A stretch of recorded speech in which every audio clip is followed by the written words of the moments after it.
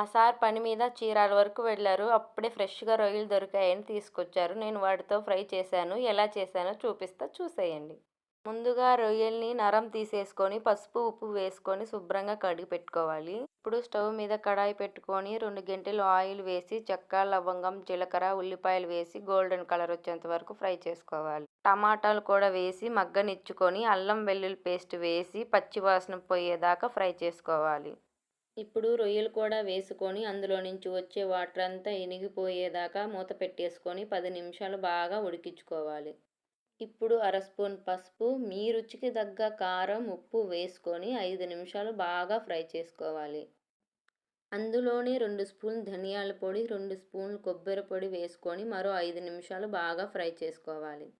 చివర్లో పచ్చిమిర్చి, కరివేపాకు వేసి ఒక్క నిమిషం అలా ఫ్రై చేసుకుంటే మన రొయ్యల వేపుడు రెడీ అయిపోతుంది. పిల్లలకి ఒక్కసారి ఇలా చేసి పెట్టండి. తినని వాళ్ళు కూడా ఇష్టంగా తింటారు. అంత బాగుంటుంది. మీరు కూడా ట్రై చేసి కామెంట్ చేసేయండి. అన్నట్టు సబ్స్క్రైబ్ కూడా చేసుకోండి.